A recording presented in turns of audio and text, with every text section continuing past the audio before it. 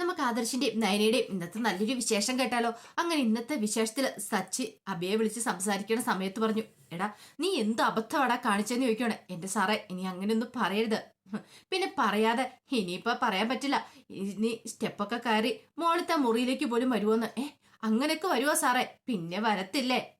എത്രയും പെട്ടെന്ന് അതിനെ കണ്ടുപിടിക്കാണ്ട് നോക്ക്. എന്റെ പൊന്നു സാറേ, എനിക്കാണ് പേടിച്ചിട്ടൊരു രക്ഷയില്ല. ഇനിയിപ്പൊ പേടിച്ചിട്ട് കാര്യമൊന്നുമില്ല. അതും പറഞ്ഞ് സച്ചി ഫോൺ വെച്ചു. അപ്പോഴേക്കും അബിയുടെ അടുത്തേക്ക് ജലജ വന്നിട്ട് പറഞ്ഞു, എടാ ആ പാമ്പിനെ ഇവിടെ എങ്ങും കാണുന്നില്ലോ, അതെവിടെയായിരിക്കും? എന്റെ അമ്മേ, എനിക്ക് അതോർത്തിട്ട് ഇപ്പൊ ഭയം കൊണ്ട് നിൽക്കാൻ പറ്റുന്നില്ല. ഇപ്പൊ ആ CI എന്നെ വിളിച്ചിട്ടുണ്ടായിരുന്നു. അയാൾ പറയുന്നേ സ്റ്റെയർ കേസ് ഒക്കെ കയറി പാമ്പ് പോകുന്ന പറയണേ. എന്റെ ദൈവമേ, അങ്ങനെയാണെങ്കിൽ എന്റെ മുറിയിലേക്ക് എങ്ങാനും വരുവോ? അയ്യോ, എനിക്ക് എന്താ ചെയ്യണമെന്ന് അറിയത്തില്ല. മുറി പോയി നോക്കാനും പേടിയാണല്ലോ. എടാ, എപ്പോഴാണ് നിനക്ക് ഇതുപോലത്തെ ബുദ്ധിയില്ലാത്ത പരിപാടികളൊക്കെ ചെയ്യാൻ തോന്നിയത്? നീ കാരണം ഇപ്പൊ പെട്ടുപോയല്ലോ. ഇനിയിപ്പോ എങ്ങനെയൊന്ന് മനസമാധാനത്തോടെ ഒരിടത്ത് നിൽക്കാൻ പറ്റുന്നേ? എന്ത് പരിപാടി അഭി നീ കാണിച്ചു കൂട്ടി വെച്ചേ? അതൊക്കെ പറഞ്ഞ് ജലജ ആകെപ്പാടെ പേടിച്ചു വിറച്ച് മുറിയുടെ അങ്ങോട്ട് നോക്കാൻ പോവാണ്. ഇനിയിപ്പോ മുറിയിലേക്കാനും കയറിയെന്ന് അറിയത്തില്ല. ആ സമയത്ത് അഭി ഇങ്ങനെ ചുറ്റും നോക്കുക, തന്റെ അടുത്തെങ്ങാനും വന്നു കിപ്പുണ്ടെന്ന്. അഭിക്കാണെങ്കിൽ പേടി കാരണം നിൽക്കാൻ പോലും പറ്റാത്ത അവസ്ഥയിലേക്കാ കാര്യങ്ങൾ പോകുന്നത്. പിന്നീട് ജലജ മുറിയിലേക്ക് ചെന്നു. മുറിയിൽ നിന്നിട്ട് അവിടെയൊക്കെ നോക്കുവാണ്. കട്ടിലിനടിയിലേക്കൊക്കെയാണ് നോക്കിക്കൊണ്ടിരിക്കുന്ന സമയത്ത് നവ്യ അങ്ങോട്ട് കയറി വന്നു. നവ്യ എന്നിട്ട് ചോദിച്ചു, അല്ല എന്താ അമ്മ എന്താ നോക്കുന്നേ? പെട്ടെന്ന് എന്ത് ചെയ്യണമെന്ന് അറിയത്തില്ല ജലജയ്ക്ക്. ജലജ പറഞ്ഞു, അതെ എന്റെ കമ്മലിന്റെ ആണി ചാടിപ്പോയെന്ന് പറയണേ. കമ്മലിന്റെ ആണി ചാടിപ്പോയോ? സ്വർണത്തിനൊക്കെ ഇപ്പൊ എന്താ വില? സ്വന്തമായിട്ട് ജൂവലറി ഉണ്ടെന്ന് പറഞ്ഞിട്ട് കാര്യമൊന്നുമില്ല. അതെ, ഒരു കാര്യം ചെയ്യാം, ഞാനും കൂടെ നോക്കാന്ന് പറയണം. അങ്ങനെ നവ്യം കൂടെ എന്ത് ചെയ്യണം, അവിടെയൊക്കെ പരിശോധിക്കുകയാണ്. അതിലൂടെയൊക്കെ നോക്കി എവിടെയെങ്കിലും ആണി കിടപ്പുണ്ടോ കമ്മലിന്റെ. നവ്യ ആണിയാണ് നോക്കുന്നത്, പക്ഷെ ജലജ നോക്കുന്ന പാമ്പിനെ. ഒടുവിൽ ജലജ ഷെൽഫ് ഉപയോഗിച്ച് തുറക്കുവാണ്. തുറന്നു കഴിഞ്ഞ ഉടനെ അതിനകത്തേക്ക് സാരി എല്ലാം കൂടെ താഴേക്ക് ചാടി. താഴേക്ക് ചാടുന്ന സമയത്ത് ഒറ്റ കരച്ചിലായിരുന്നു ജലജ. നവ്യ ഓടിച്ചെന്ന്, എന്താ? അത് പിന്നെ ഞാൻ ഷെൽഫ് തുറന്ന സമയത്ത് ഷെൽഫിനകത്ത് ഈ സാരി എല്ലാം കൂടെ താഴേക്കടി. പെട്ടെന്ന് ഞാൻ പേടിച്ചു പോയി. അമ്മ എന്താ വല്ല പാമ്പും ചാടിയതാന്ന് കരുതിയോ? അങ്ങനൊന്നും ഇല്ല. അങ്ങനെയൊന്നും ഇല്ലെന്നല്ലേ പറയാനായിട്ട് പറ്റുള്ളൂ. നവി പറഞ്ഞു, ഞാൻ ഇവിടെയും കൂടെ ഒക്കെ നോക്കാന്ന് പറഞ്ഞ് നോക്കുവാണ്. ഈ സമയം അതിനേക്കാളും വലിയ ടെൻഷനിലാണ് അബി. പിന്നീട് അബി മുറിയിലേക്ക് കയറിയിട്ട് മുറി മൊത്തം പരുതുവാണ്. അതിനുശേഷം അവിടെയൊക്കെ ഓരോന്നോരോന്നായിട്ട് മാറ്റി മാറ്റി നോക്കുവാണ്. ഇനി അവിടെ എവിടെയെങ്കിലും വന്ന് ഒളിച്ചിരിപ്പുണ്ടോന്ന് അറിയത്തില്ലല്ലോ പാമ്പ്. അതിനുശേഷം കട്ടിലിനടിയിലേക്ക് നോക്കാനായിട്ട് അവിടെ കുനിഞ്ഞു കിടന്ന് നോക്കിക്കൊണ്ടിരിക്കുന്ന സമയത്ത് നവ്യ അങ്ങോട്ട് കയറി, എടാ നീ ഇതെന്താ ഇവിടെ നോക്കണേന്ന് ചോദിക്കുകയാണ്. പെട്ടെന്ന് അബി ചാടി എഴുന്നേറ്റു. അല്ല അത് പിന്നെ ഞാന് എടാ നിന്റെ വല്ല ആണി വല്ലതും പോയോ? എന്താ? അല്ല കമ്മലിന്റെ ആണി വല്ലതും പോയോന്ന്. പിന്നെ നിന്നോട് ആരാ പറഞ്ഞേ? അല്ല മുറിയില് നിന്റെ അമ്മ അങ്ങനെ നോക്കിക്കൊണ്ടിരിക്കുക. ഇനി ഞാൻ ഓർത്തു നിന്റെ വല്ല സ്വർണം വല്ലതും പോയി കാണുമെന്ന്. സ്വർണ്ണമൊന്നും പോയില്ല. പിന്നെന്താ? എന്റെ ഇയർബഡ്സ് കാണുന്നില്ല. ഇയർബഡ്സോ? നവി ആ ടേബിളിൽ ഇരിക്കുന്ന ഇയർബഡ്സ് എടുത്തോടെ കൊടുത്തു. എടാ ഇതിവിടെ ഇരിക്കുന്ന നീ കണ്ടില്ലായിരുന്നു? ഓ ശരി. എടാ കണ്ണുണ്ടായ പോരാ, കാണാൻ പഠിക്കണം. അവിക്ക് ഒരു പേടിയുണ്ടായി, തന്റെ കള്ളത്തരങ്ങനും നവിയെ കണ്ടുപിടിക്കുമെന്ന്. പക്ഷെ അങ്ങനെ അങ്ങോട്ട് തോറ്റു കൊടുക്കാൻ പറ്റില്ലോ. പെട്ടെന്ന് അഭി പറഞ്ഞു, ഗംഭീര പൂജയൊക്കെ കഴിഞ്ഞു, ഇനിയിപ്പോ പാർട്ടി ആയിരിക്കും. നീ പ്രഗ്നന്റ് ആയ സമയത്ത് ഇങ്ങനെ എന്തെങ്കിലും ഉണ്ടായിരുന്നൂടി ഇവിടെ? അത് പിന്നെ ഞാൻ പ്രഗ്നന്റ് ആയ സമയത്ത് എന്റെ വയറ്റി പെടുന്ന കുഞ്ഞിനെ പോലും നിനക്കൊന്നും നിന്റെ അമ്മയ്ക്ക് ഇഷ്ടമില്ലായിരുന്നല്ലോ. പിന്നെ ഇനിയിപ്പോ അതിനെക്കുറിച്ചൊന്നും പറഞ്ഞിട്ട് കാര്യമില്ല. അഭി പറഞ്ഞു, എന്നാലും ഇത് കുറച്ച് കടുപ്പം തന്നെയാ. ആ പറയുന്ന സമയത്തും അഭി ഇങ്ങനെ ചുറ്റും നോക്കുന്നുണ്ട്. നീ എന്താടാ ഇങ്ങനെ നോക്കണേന്ന് ചോദിക്കുക. ഒന്നുമില്ലാന്ന് പറഞ്ഞു. നവിക്ക് എന്തോ ഒരു സംശയം തോന്നി. അഭിക്കാണെങ്കിൽ അതിനേക്കാളും ഒരു വല്ലാത്തൊരു ഭയമായിരുന്നു. കുറച്ച് കഴിഞ്ഞപ്പോ ദേവേനയും മുത്തുച്ചെല്ലാനും കൂടെ കൂടിയിട്ട് പലഹാരങ്ങളൊക്കെ കൊണ്ടത് വെക്കുകയാണ്. അപ്പോഴേക്കും നവിയെ നന്ദുക്കി അങ്ങോട്ട് വന്ന് നിന്നു. ഈ സമയത്ത് അഭിയും ജലജയും കൂടെ വന്നു. അവരിച്ചിരി മാറിയും കൂടെ നിൽക്കുകയാണ്. അങ്ങോട്ടേക്ക് അടുത്തേക്ക് വന്നില്ല. അപ്പോഴേക്കും നന്ദു നവിയോട് പറഞ്ഞു, ചേച്ചിയുടെ അമ്മായിമ്മയും ഭർത്താവും എന്താ ഒരടി മാറി നിൽക്കുന്നേ എന്ന് ചോദിക്കുകയാണ്. അല്ല അത് പിന്നെ എന്താ ചേച്ചിന്ന് ചോദിക്കുകയാണ്. നന്ദു നോക്കിക്കഴിഞ്ഞപ്പോ അബിയുടെ മുഖത്തൊരു പരിഭ്രമം കൊണ്ടു. അവന് നല്ല പേടിയുണ്ടെന്ന് തോന്നേ. ഇങ്ങനെ പോവാണെങ്കിൽ നാളെ കണ്ടോ അവന്റെ കള്ളത്തരങ്ങളൊക്കെ താൻ പുറത്തു കൊണ്ടുവരിക തന്നെ ചെയ്യും. അപ്പോഴേക്കും നവി പറഞ്ഞു, അതിന് അവര് മാറി നിൽക്കുന്ന വേറൊന്നും കൊണ്ടല്ല, അറിയാലോ ഇവിടെ ഇപ്പൊ എല്ലാരും നയനെ പൊക്കി പിടിച്ചോണ്ട് നടക്കുന്നുണ്ടാ. എനിക്ക് അവള് പ്രഗ്നന്റ് ആയതിൽ ബുദ്ധിമുട്ടും കാര്യങ്ങളൊന്നും ഇല്ല. പിന്നെ ആദർശന്റെ കാര്യം ഓർക്കുമ്പോഴാ ഏറ്റവും കൂടുതൽ ദേഷ്യം വരുന്നേ. ആദർശൻ എത്ര കൂളായിട്ടാ അവളോടൊപ്പം നിൽക്കുന്നത്. എനിക്ക് ചിന്തിക്കാൻ പറ്റുന്നതിലും അപ്പുറമാണ്. ഇത്രയും വലിയ തെറ്റുകളൊക്കെ ചെയ്തിട്ടും. അപ്പോഴേക്കും നന്ദു ചോദിച്ചു, എത്ര വലിയ തെറ്റുകള്? ഓ നീ വലിയ പോലീസ് ഓഫീസറായിട്ട് നിനക്ക് കാര്യങ്ങളൊന്നും അറിയത്തില്ലേ? നന്ദു പറഞ്ഞു, ദേ ചേച്ചി, വെറുതെ ആദർശനെ കുറ്റപ്പെടുത്തണ്ട. അല്ലെങ്കിലും അങ്ങനെ തന്നെയാണല്ലോ, നീ എപ്പോഴും അവരുടെ പക്ഷത്താണല്ലോ. ആ സമയത്ത് മുത്തശ്ശനും മുത്തശ്ശിയൊക്കെ താഴേക്ക് ഇറങ്ങി വന്നിട്ട് ചോദിച്ചു, അല്ല എന്തിയെ ആദർശനെ നയനെയും കണ്ടില്ലല്ലോ എന്ന് പറയണ. അപ്പോഴേ അപ്പോഴേക്കും അങ്ങോട്ടേക്ക് വന്നിട്ട് അനു പറഞ്ഞു അവര് മുറി സ്നേഹിച്ചോണ്ടിരിക്കുക. സ്നേഹിച്ചോണ്ടിരിക്കുവന്നോ? ഞാനിപ്പോ അബദ്ധപ്പെട്ട് അങ്ങോട്ട് കയറി ചെന്നു. അപ്പൊ രണ്ടുപേരും ഭയങ്കര സ്നേഹപ്രകടനം. ജാനകി വെച്ചു നീ എന്താടാ കഥകളൊന്നും മുട്ടാതെ അങ്ങോട്ട് ചാടി കയറി ചെന്നേ? അവര് ഭാര്യ ഭർത്താക്കന്മാര് കഴിയുന്ന മുറിയല്ലേ എന്നൊക്കെ ചോദിക്കണം. അപ്പോഴേക്കും എല്ലാരും കൂടെ ചിരിക്കുക. അതൊന്നും പക്ഷെ ഈ പറയുന്ന അഭിയോ ജലജോ കേൾക്കുന്നുണ്ടായിരുന്നില്ല. അവരുടെ കണ്ണുകൾ ഇങ്ങനെ ചുറ്റും പരതിക്കൊണ്ടിരിക്കുക. ഇവിടെ എങ്ങാനും പാമ്പ് വന്നിട്ടുണ്ടോ? ഹാളാണ്, പൂജാമുറിയിൽ നിന്ന് പാമ്പഴിഞ്ഞ് ഹാളിലേക്ക് എങ്ങാനും വന്നിട്ടുണ്ടോ എന്നൊരു പേടിയായിരുന്നു അവരുടെ ഉള്ളില്. അബിയാണെങ്കിൽ പതുക്കെ അങ്ങോട്ടേക്ക് നോക്കുവാണ്. ഇങ്ങനെ ആ സൈഡിലേക്കൊക്കെ കുനിഞ്ഞു നോക്കുന്ന സമയത്ത് ജലജ പറയും എടാ നീ എന്താടാ ഇങ്ങനെ നോക്കുന്നേ എന്ന് ചോദിച്ചോണെ. എൻ്റെ അമ്മയെ ഞാനൊന്ന് നോക്കിക്കോട്ടെ. എടാ ആർക്കെങ്കിലും സംശയം തോന്നും. അല്ലെങ്കിൽ ഇനിയിപ്പം സംശയം തോന്നുമോ തോന്നാതിരിക്കുകയോ ചെയ്തിട്ട് എന്താ കാര്യം എന്ന് ചോദിക്കണം. എടാ അവിടെ ഒരുത്തി നിൽക്കുന്നുണ്ട് നന്ദുവിന്റെ കാര്യം അറിയാലോ. എൻ്റെ അമ്മേ അതൊന്നും നോക്കിയിട്ട് കാര്യമില്ല. എനിക്കാണ് പേടി പാമ്പിനെ കുറിച്ച് ഓർത്ത് മാത്ര. എടാ ഇനിയിപ്പോ ആ പാമ്പ് പിടുത്തക്കാരൻ എങ്ങനെ ചതിച്ചായിരിക്കോ? എന്ത് അല്ല അയാള് പാമ്പിനെ നമുക്ക് തന്നിട്ട് പറ്റിച്ചാണോ? ഓ ഒന്നും മിണ്ടാതിരിക്കമ്മേ. അമ്മ എപ്പോഴും പാമ്പ് പാമ്പെന്നും പറഞ്ഞ് ഇങ്ങനെ പറയരുത്. ഇവിടെ ആരെങ്കിലും കേട്ടാ അതോടുകൂടി നമ്മുടെ കള്ളത്തരങ്ങളൊക്കെ പുറത്തു വരും. പിന്നെ അറിയാലോ എന്താ സംഭവിക്കുന്നതെന്ന്. ആ സമയത്ത് ചന്തുമോളും കൂടെ ഇറങ്ങി വരുന്നുണ്ട്. അപ്പോഴേക്കും പാമ്പ് ഒരു സൈഡിൽ കൂടെ ഇങ്ങനെ എഴഞ്ഞു പോകുന്നതായിട്ട് കാണിക്കുന്നുണ്ട്. പെരയ്ക്കകത്ത് തന്നെയുണ്ട് പാമ്പ്. പാമ്പ് പുറത്തേക്കൊന്നും പോയിട്ടില്ല. ഇത്തിരി കഴിഞ്ഞപ്പോഴത്തേനും നയനെ ആദർശം കൂടെ ഇറങ്ങി വരുവാണ്. മുത്തശ്ശൻ പറഞ്ഞ ആഹാ സ്നേഹിച്ചവരൊക്കെ ഇറങ്ങി വന്നല്ലോ, വന്നിരിക്കാൻ പറയണ. അങ്ങനെ അവർ രണ്ടുപേരും കൂടെ ഭയങ്കര സന്തോഷത്തോടുകൂടി അവിടെ ഇരിക്കുക.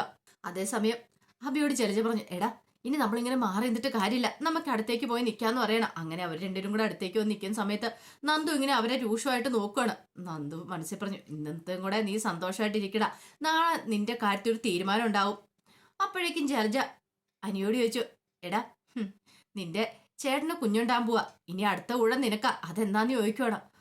ആ സമയം ജാനകി പറഞ്ഞു അത് ശരിയാ, എത്രയും പെട്ടെന്ന് തന്നെ ഇവന്റെ കല്യാണം കഴിയണം. അനി പറഞ്ഞു അതെങ്ങനെ ശരിയാവും ഉമ്മേ? അനാമിയായിട്ടുള്ള ഡിവോഴ്സും കാര്യങ്ങളൊന്നും നടന്നിട്ടില്ലല്ലോ.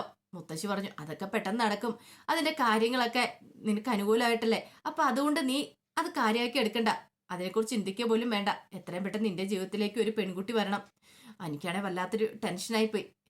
ആ സമയം മുത്തശ്ശൻ പറഞ്ഞു പിന്നെ നിന്റെ ഒരു കൂട്ടുകാരനുണ്ടല്ലോ നവീന്, അവന്റെ കാര്യത്തിലും ചില തീരുമാനങ്ങൾ എടുക്കണമെന്ന് അവന്റെ മുത്തശ്ശൻ പറഞ്ഞേ. അല്ല അവന്റെ മനസ്സിൽ ഏതോ ഒരു പെണ്ണുണ്ടെന്ന്, നിങ്ങൾ വല്ല ഫ്രണ്ട്സ് അല്ലേ, അവന്റെ മനസ്സിൽ ഏതാ പെൺകുട്ടിയെന്ന് ചോദിച്ചറിയ.